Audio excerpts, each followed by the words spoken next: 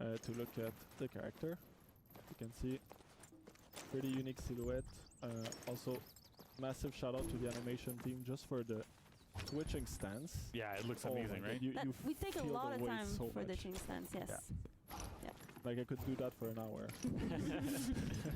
Alright. So here we have a heavy hero. So those heroes tend to be a bit less extravagant in terms of the amount of moves. So we have a 2-hit chain, right?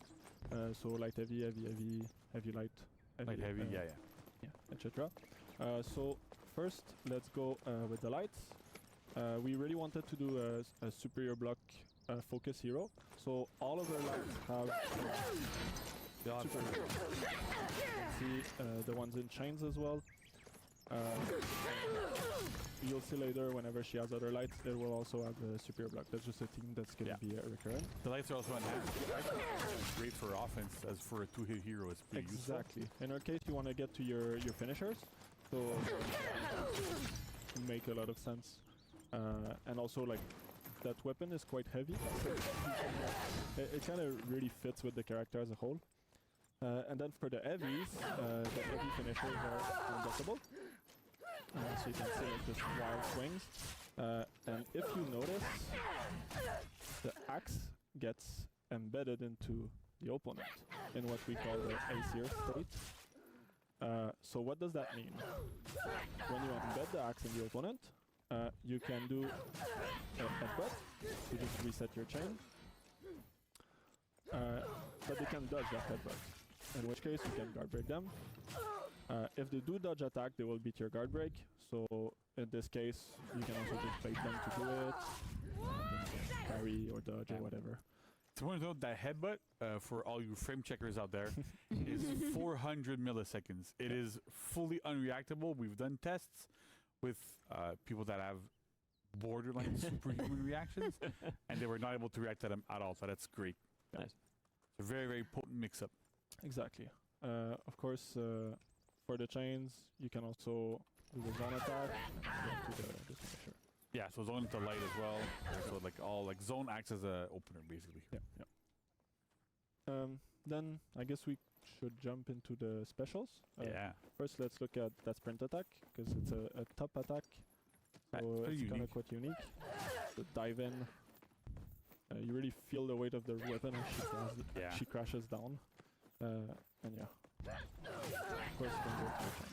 Exactly, right? Like we usually tend to do, so it's great. You have dodge attacks as well? Yeah, so side dodge light, front dodge light. As you can see, because they're light attacks, they have this block property. So like if you attack me in top heavy, for example, I can just... There you go, wow, that's pretty good.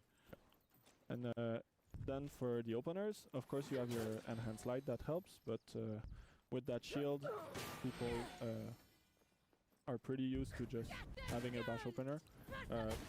Same as other heroes in terms of timing, so this helps you to get into that chain, get an extra way to open. And then that opener goes to that bash. That shield bash goes to your openers, right? So it doesn't go to your second hit in your chain. So it does open up for chains where you get a chance to get a little bit deeper. Exactly. You can just reset your chain. Various ways. Important to note, because we didn't mention it during the chain, she doesn't have a bash and chain. Her heavy finishers are already unblockable, so you're kind of gonna do your mix-ups with those instead. And so that was a conscious choice that we made as well, because her defense is quite potent, right? Having chain lights that, actually finisher lights that have superior block. They have like a long delay windows, all that stuff we can do with that. So we wanted to really focus on her defense there. And there's another little move that we want to talk about right now, right? Yes. So with shields come great responsibility in a down stance. But this one is quite different. So first, it's kind of like a Ramusha, where it's just a temporary base one. You can cancel your attack recoveries into it as well.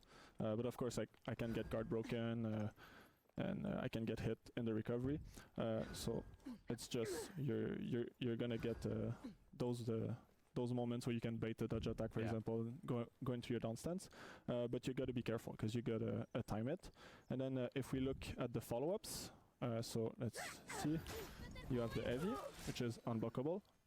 there's something special here we can do in any stance. As I think this is the first time we do that with. Yeah, it's the first time that we end up having like those type of follow-ups be. You can pick your stance. It's very, very much the core of For Honor to be able to attack in a specific stance, choose where you're going. And this also adds like another layer of depth to this hero a little bit where it's like, well, I can pick my stance. I can go in a situational manner where I have somebody on my left, somebody on my right. What am I going to do with it? And so like the other follow-ups are also interesting as well, right? So so you got your top heavy for max damage, the side one if you want to hit someone on your side. You have the light attack. Of course, they have superior block as well, and can chain. You have the zone attack, so that's if you have like multiple people around you, for example. And just get away from the option. And then you got the bash. That bash can wall splat as well. So of course you can use it to ledge someone, but it can be used as well just to top heavy for a little bit more damage. Now some of you may have noticed whenever I do block GC, the animation on the other side is quite different than usual. That's a place where we decided, let's try something new, where whenever you block someone with this, you will bind them, right? Yeah. So that causes some difference. One, it gives you more time to decide what you want to be doing after, because you have so many options. Yeah, you can delay the follow-up like quite a bit. Yeah. Which is kind of cool, right? Because it gives you like a lot of control over when you're going to do stuff. It gives you a little bit more time to think, a little bit more time to look around what's going on around you. Yeah, exactly. That's awesome. It also means that if you block a trajectory, like let's say someone's attacking GC, but I'm in the way of the trajectory and I downstand, I'm just going to interrupt them. The attack will never reach GC. Yeah, so it's kind of like, you have other heroes that can kind of like, babysit gang, what we call it. Like you stay on the sidelines, you hold your full block and you just wait there. And then you kind of like hope to catch trajectories, and sometimes you do. They don't necessarily bounce. You get your follow-up, but it doesn't feel as good. So in this case, this is a big part of the support hero, right? So we want to be able to give her a way to very, very effectively counter those big, massive trajectories that we have in group fights. There's a mid on the opposing team. No big deal. I'm going to get there. I'm going to tap down, block their big, big trajectories, be able to counter them, save my allies, save a lot of people. So that's really great. But that is also a big part of why it's timed, right? So we wanted to have like that skill-based aspect here, a little bit like we have with BP, where like you have to time things a little bit better. You can't just go and hold down. It doesn't last forever. So it really rewards skillful play, timing, understanding, knowing how fast attacks are, slow they are, how you're able to like manipulate the situation around you to really be able to vastly punish your opponents really, really well.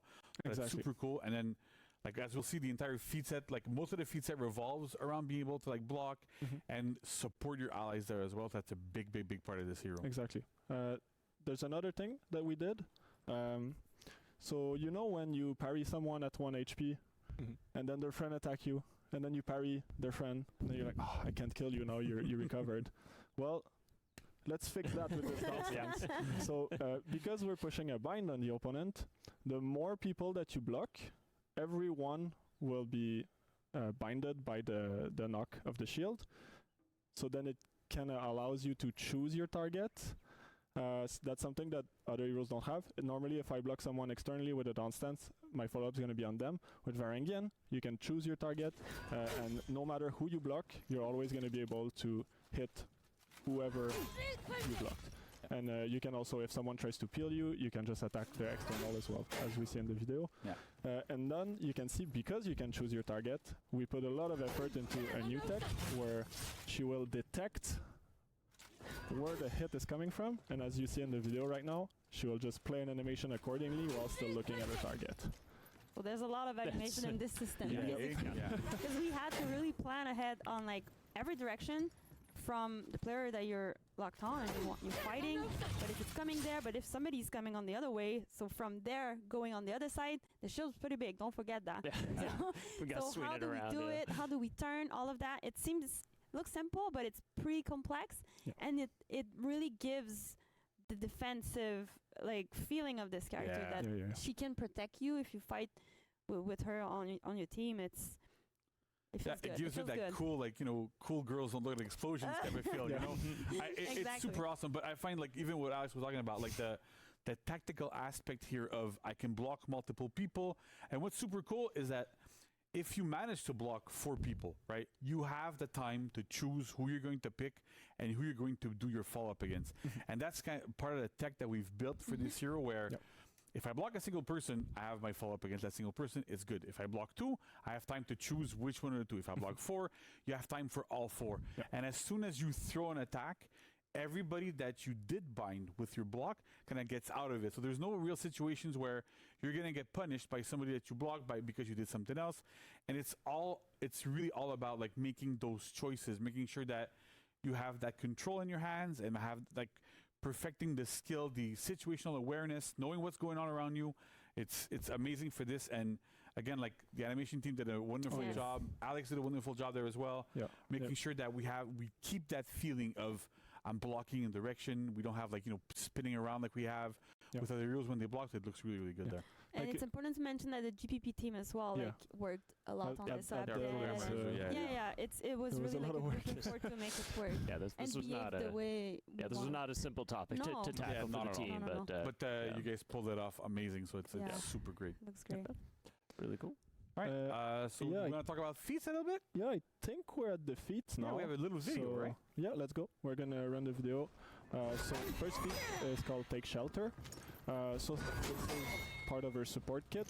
Whenever you land a superior block, you can see the little sphere going to the Valkyrie, and it heals her, but it doesn't heal Varangian, the Varangian guard. So that means that you're basically just going to be standing there in team fights, healing all of your allies. You're keeping them healthy. Of course, it's quite a potent heal, so you're not healing yourself. That's kind of the... Yeah, and there's no cooldown on it, and it triggers off of every super block, so your full block and as well your crushing counters when you're using your lights. Exactly. So it triggers off of all that, so that's pretty good. Yeah. Now, for the feat 2, because your feat 1 is not keeping you alive, we have Mystia Ward, which is whenever you superior block an attack, you will gain a big defense buff for a short duration. That's kind of like the Lawbringer feat 3. Yeah, it's kind of like Righteous Deflection, right? But, but it's on superior block instead of being on pack. Exactly. Just to make sure that whenever you're in those big team fights that you don't go down too fast. And now, to go back into the support, here's the Aesir Aura. So that one is every single time you land an unblockable heavy, you will pulse a AoE that will give a little attack buff to you and your friends. So that really allows you get that Aesir bind with the heavy, and then you and your friend can kind of take advantage of it with the damage buff. So all of this kind of plays into the support and the defensive and tactical aspects we talked about. That it's really great there. All right, and then we got feat 4. Yeah, and then feat 4, reclaim the land. So going back to fight the uncle. So as you see, it seems like it's a projectile from the sky, so that's kind of like a spear storm. It acts kind of like a catapult, so you cannot do it indoor. So there's going to be a bunch of spears that fall into your enemy for damage, and then it's going to leave a Doom Banner, which is, if people are familiar, it's the Berserker feat 2, so it plants a banner, and then every enemy's inside of it is going to have lesser defense. And yeah, it debuffs defense, so it's really great for, like, point control, that sort of stuff. You get in, you throw that, there's a bunch of people in there. Even if they dodge out, well, then you can go into that banner and then try to beat me. So it feels, again, it feeds into all those aspects. Exactly. It's really, really interesting feats there. Like, we're going there, there's a banner, attack everyone, get the buff, heal everyone, embed your axe in people. There you go. Works really good. Easy. Super easy. Right. Cool. Great. Yeah, so definitely a lot of really cool, like, defensive options, tactical, like you were talking about here. Just such a huge support character, which is really fun. Like, I like that a lot personally, so I can't wait to play her next week as well. Do you have some other things you want to show off though, too? Right? Yeah. I think we have We have a video emote for and the emotes. execution Let's and go emotes. see. Well, yeah. Max, So let's you jump shoot into the emotes. Yes. So we got the combat emotes here. There you go. So we have all the emotes for her representing herself. Like she rally people around her, like the Doom Banner, exactly. Like it's a bit that, like the banner that comes in. You want to be with her when you fight. Yeah, some also like fun emote Super is. cool ones, yeah. Some other fun ones, yeah. I mean, we have She's so You want to recreate the trailer, you get all the emotes to recreate the trailer. That's super yeah. Yeah. No, exactly. It really showed the personality of the character itself, and of course, player customization. It's really fun to be the one that call out your ally. So cool. It's a huge aspect of For Honor. yeah, it's it amazing. is. It is. Yeah, sometimes things don't work as intended. So All right, so we're gonna have executions that'll be coming up Yes. shortly. as But well. she's got to This- finish yeah. stretching. Yeah, though. she's This is finishing, super right? important. I really like this. Yeah. This emote. It's like amazing. I mean, you press those it, weapons are heavy, so sometimes you just have to It also Push it out a reminds bit. you, like when you game, you gotta stretch sometime, take a Yes. little Yeah, bit of water. Okay, cool. So we've got those, and we have executions as well. yes, You the show off a little bit? execution. Yeah. They, That's They cool. look they're amazing so here. good. They're so Yes. good. So you really feel the heaviness of this fighter Yeah. in those executions. And I love like how we kind of handled the shield with like Yes. kind of punching with the shield as She well. really used it more like as Yeah. a defensive Yeah. tool, yes, Mhm. but also as It's pointy, you know. yeah. I mean, it has a dual like she can use it as to protect, but also to attack, Yeah. which she does. And this is where also like the violent Viking part of it Yes. comes into play, right? It's exactly what Stefan was saying in the beginning. Exactly, right. So she's more controlled in general in her fighting and stuff, but when you look at these executions, you see her Viking side really come out. And it's Yes. like, yeah, I'm not gonna, She's violent, but not like control. Yeah, exactly. Yeah. Very, very controlled violence. You but don't want to yeah. have this axe embedded in your face. That's for Exactly. I sure. think everybody does. No, it looks very painful. Well, yeah, those look amazing. Really cool. Great work on the animation team. Again, putting all that together. Just super bloody and violent and horrifying to think about. So great stuff, as always. So, Alex, I mean, we've talked a lot. We've showed off a lot here. But if you were to say, just maybe for new players who are coming in, like wanting to start playing the Varangian Guard, what would be like maybe the closest character facsimile in the game right now, just so they can get used to it. It feels kind of a mix in between, I would say, like Warlord, surprisingly, Surprising, and Aramusha, in the sense that the down stance is temporary, like Aramusha, and you can do it after your recoveries. So you kind of get like kind of all of the heaviness of the Warlord, and those recovery cancel of Aramusha. Yeah. There's a bit of Black Prayer in there as well. Like Oh, yeah, you for also sure. like do stuff from external trajectories. That's really good there as well. Like if a new player picks it up, it's like just get into your chain, try to learn how to use those recovery cancels in group fights, and it should be good. Nice. It's great because it's the hero's not like it's simple to play. Like it's easy to pick up, but it's really hard to master every little detail with it. That's really, really good. Exactly, your positioning, what attack to use, Yeah. when to defend. Super great. So with all of that too, like how do you feel like this is gonna impact like the overall meta? The big Team the competition, right? So, competitive, all that. So one of the big things that we were keeping in mind while designing this hero is, as the game has been moving more towards big group fights, big wide trajectories, the meta has been super, super impacted by this. Why we've seen the rise of Magi, rise of like heroes like Janjung and stuff that have those big hits, those big hit boxes around them. So this hero was built to be a counter to this, right? So it's, if there is a Varangian Guard on the opposing team, you have to be careful where you're going to be throwing your attacks, how you're going to be doing your stuff. Yes, it's not a super hard counter, but it still works really quite well there. So we're really expecting to be able to see her more into those compositions where you need to defeat opposing teams that are really using those group fight tools that we've been building all over this like this past year and a half. So it's really built around this. We had this in mind while we were building this hero, as well as when we were like buffing up group fights. So this is how I really, really feel like it's gonna go, both in regular gameplay and in competitive. Right? Because in regular, it's gonna happen once in a while. You can be able to block one of those trajectories, but at competitive levels, I've seen the players that we're going to be seeing playing later use her very, very, very effectively, use all those superior blocks, use that full block, all of these things really well.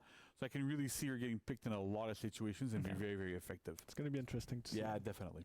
And I think you've described the meta, I know during the development, as like this is a character where like she wants to be supporting her group, her team. So you, as an opponent, you want to kill her.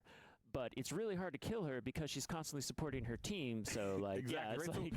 like So, that's a big part of it, where you want to like make sure that she's there, she's a threat, and it's one of the first few times where you're like, well, I have to kill this hero first. And we built with that in mind, right? With all those defensive tools that make her harder to kill. So it's all those little aspects that kind of blend together that make for something super interesting.